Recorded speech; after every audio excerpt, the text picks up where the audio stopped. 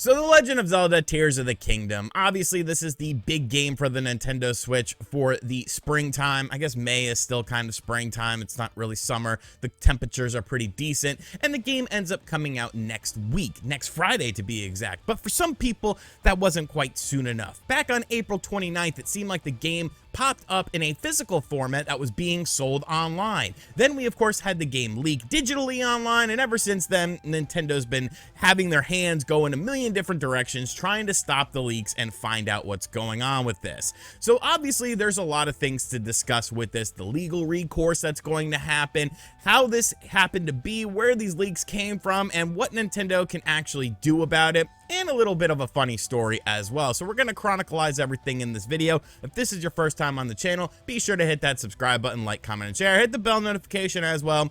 But without any further ado, let's talk about The Legend of Zelda Tears of the Kingdom. Now, it seems like this whole situation really started to take off because of the fact that review copies were starting to go out, and of course, physical copies were starting to go out into stores. Now, I'm kind of surprised that Nintendo didn't really drag their feet with getting it to retailers, like maybe sending it a few days instead of what appears to be a few weeks before the game is scheduled to launch. So basically, the first sort of inclination that we had a leak on our hands was the fact that a Mercari listing went up for The Legend of Zelda Tears of the Kingdom.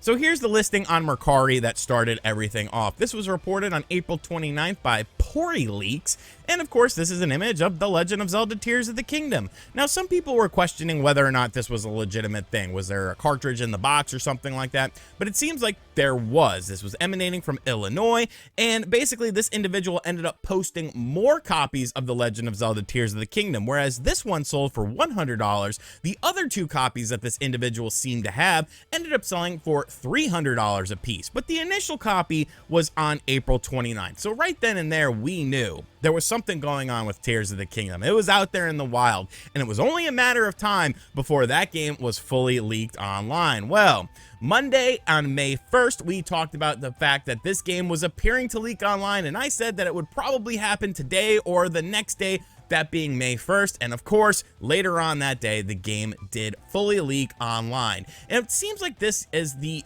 European version of the game, based on the file size of it, because it's a little bit bigger than the North American version of the game, which is under 16 gigabytes. This was like a 16.2 gigabyte download, I believe, which leads me to believe it's the European version because there's more different languages that are in that version of the game, because Europe is obviously a very vast region. Now, more than likely, this was emanating from the British area, Great Britain, what do they call it, England nowadays? I don't know, I'm not super big on geography, and I know what you're saying to yourself, well, RGT, don't you have beef with the British? And no, my beef with the British actually ended because of the fact that there was a treaty made, because it seems like they actually hold the N64 controller much like I hold it, where I go across like this, and I use this analog stick in the middle here, and I use my button, my middle finger on the Z button here, like a normal person. So I'm cool with the Brits now, you know, God save the Queen, Tea and Crumpets, Oliver Twist, Austin Powers, I don't know, you guys don't have car, Jaguars, you sold the Ford, but Jaguars are kind of cool. Now, there were many brave souls that decided to download this ROM that leaked online for Tears of the Kingdom, and, you know, there's an inherent risk with that. Most people won't download a video game ROM for a multitude of reasons, especially when it's a new game.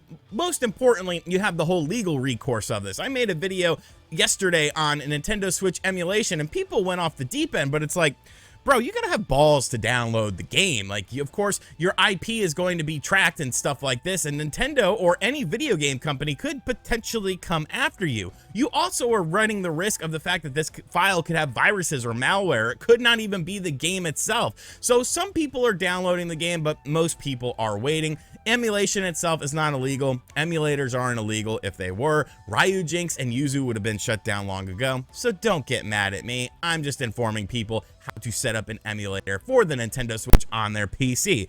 But anyways, that's not what we're talking about. Of course, the file came out, people took the risk, people downloaded it, and it ended up looking to be mostly clean. So people have been playing this game online, and you have to imagine that Nintendo is pissed off about this. There's hacked Switches out there.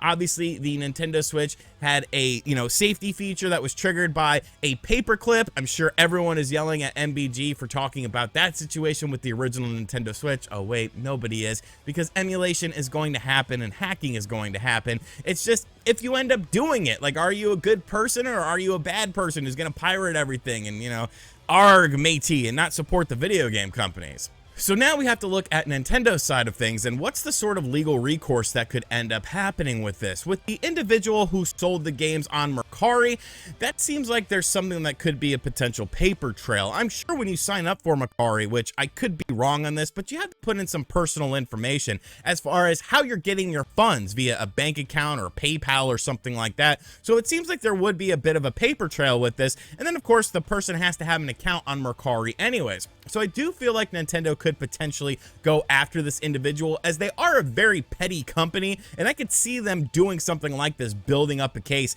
and getting the information on the Mercari seller. As far as the whole situation with the game leaking online, I don't necessarily think they'll go after people who decided to download the game and play it. I think more so they'll try to find the individual who leaked it online. If this was a review copy, you would have to imagine that there was some sort of serial number attached to the game that they would maybe be able to trace back or trace the origins of the leak itself. Unfortunately though, with things like VPNs, it's going to be hard for Nintendo, and I say unfortunately for Nintendo's sake, because really at the end of the day, like, people are still gonna buy this game in droves. Like, it's gonna sell ridiculously well for Nintendo, so I don't feel like this is gonna hurt their bottom line or anything like that. The thing I'm more so worried about is the whole leak aspect of things, because people like to ruin what other people are doing and ruin other people's good times. So what ends up happening is all these leaks hit online and then people get the game ruined for them, and that's not fair. If you decide to, play this game via a hacked Nintendo Switch or other means, at least be courteous and respectful of people's time online and don't ruin it for them. Shut your mouth. You're not cool because you're playing the game early. You're just a nerd who knows his way around a computer or a Nintendo Switch. So don't act like you're a freaking hacker man or something like this. But like I said, there is a funny twist that ended up happening with this whole situation. So basically, some Twitter account, I am a human and I am a gamer,